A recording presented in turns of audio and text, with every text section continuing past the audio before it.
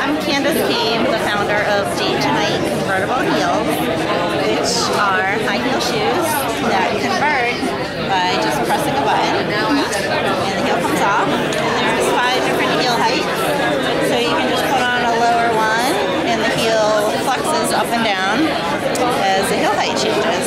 Those are them in the lower position, and these are them in the high.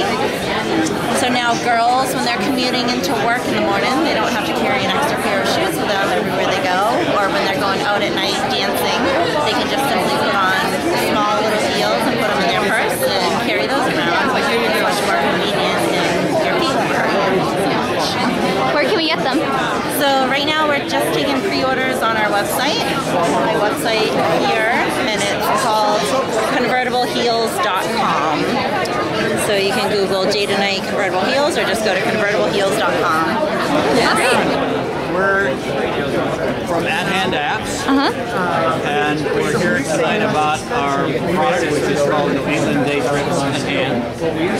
And it has been rated by iPhone users as the highest rated New England travel app.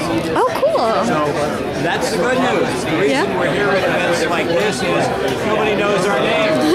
So we are going to be doing a number of things, in part by the conversations that we've just had here with Susan, to expand our marketing, expand our branding, get our messages really tuned, and take it to the next phase of things. And so maybe a year from now or so, we'll be here in a bigger form with yet another launch under probably some different names. Yeah. So, delighted to be here. This is my colleague, Janet Egan. Hi, Janet.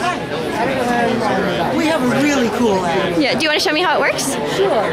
I've got my iPod Touch here, and since we're here in Boston, I want to know, what's around me? What kind of interesting attractions are around me? So it's showing me, there's all kinds of cool stuff here. Yeah. And I was just saying to Robert that I never knew there's a fire museum in Boston, and I'm really into fire trucks. So I discovered that there's a fire museum near here. A picture of it. There's actually a bunch of pictures. No, there's not a bunch of pictures. Okay. Phone number, website link, description, hours. All the details you want to know. Yeah. I'm trying to give you some visuals here. Yeah. Scrolling. So I had what we like to refer to as an aha moment. Where our logo is aha, and I'm like, aha! This is so cool. There's a fire museum in Boston. I didn't know. Yeah.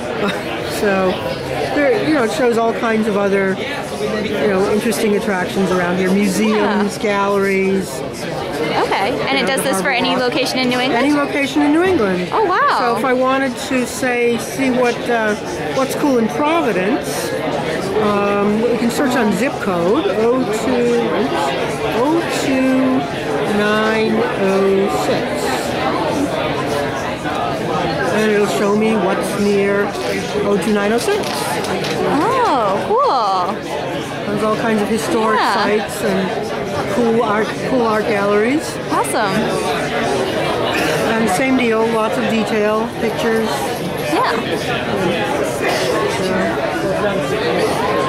And it runs on iPhone, iPod Touch, and iPad. Okay, cool. And it's available in the App Store right now. Yeah? How much is it? $4.99. $4.99? $4.99. Okay. And what we've not said is it's all personal. So it's personal by where your location is and by what free-form filtering words you use. So you can search on JFK, you can search on IMF, you can search on the Revolutionary War, you can search on contemporary art. There's no restrictions of categories. You can search on picnicking, you can search on bird watching, and you'll get the results that are around the point that you are inquiring on. So the next thing you can do is you now can take the destinations, the attractions that you found and you discovered, and you can put them together, and we'll create a route between them, so you can do your exploration. Cool. You do it all for less than the price of a magazine. Yeah.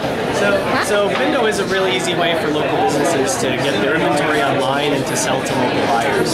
So there are hundreds of thousands of local businesses that amazingly don't track their inventory at all. And so because they don't do that, they don't have any way to get their products online and to sell online.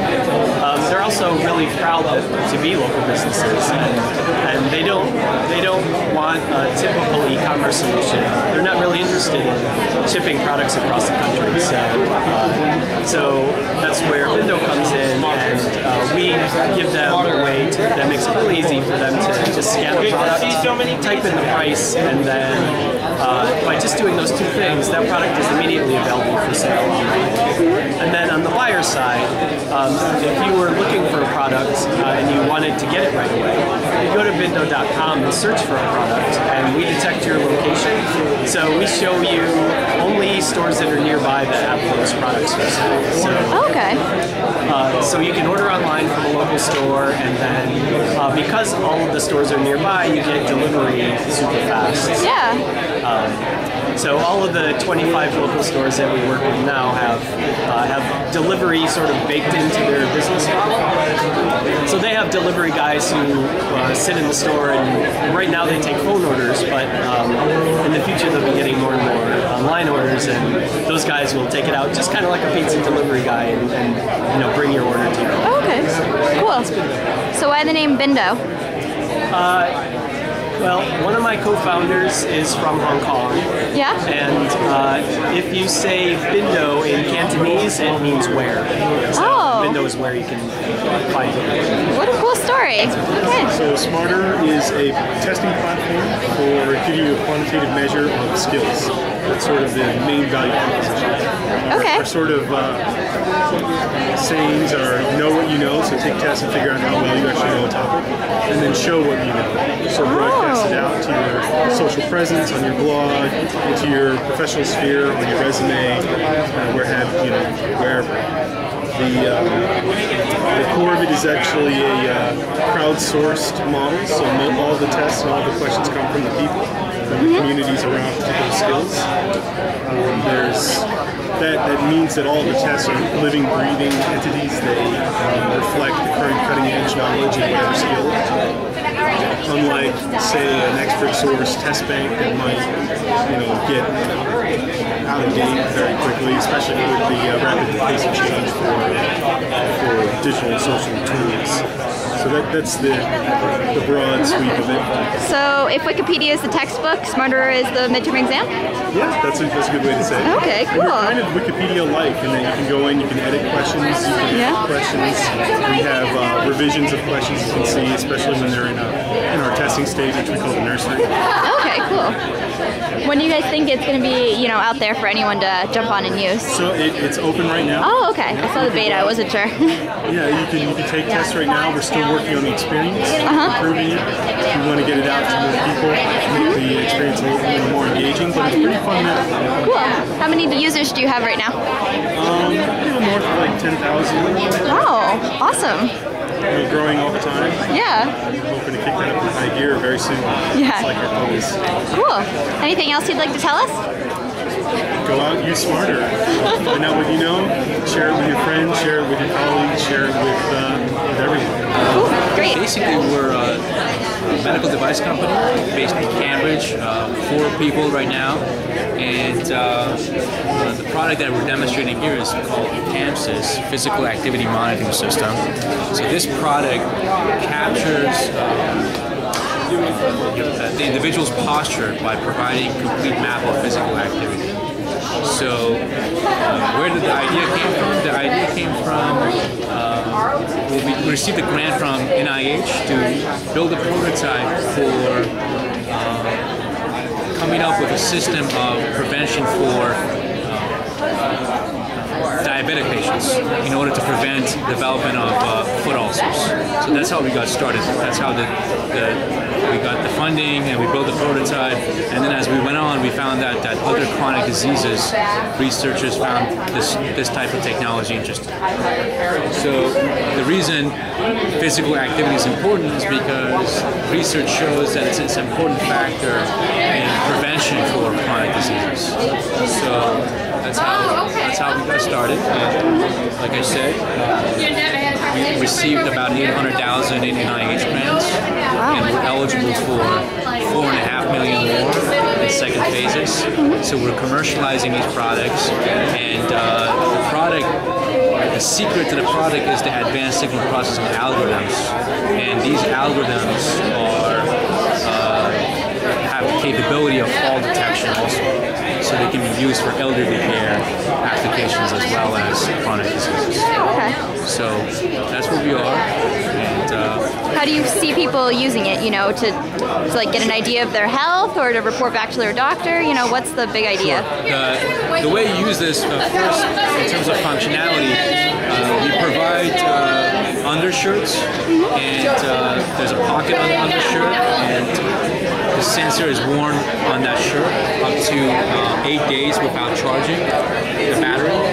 And the way it's used is that the patient can wear the sensor at their homes, and they can send it by mail to their physician, and the physician will hook it up to their software that we have created, and they can do analysis on site in the hospital, or they can come to the patient home. Oh, okay. The big idea here is keep the patients in their houses, in their homes, in order to reduce costs in the healthcare system. Oh, okay. Cool. Hi, I'm Jim Hanley. This is Brian Straub. We're members of netBlazr. We're a startup company that has been here at the Mass Challenge for the last year and a half. And our service is alternative broadband service. We are like Skype for broadband. Okay.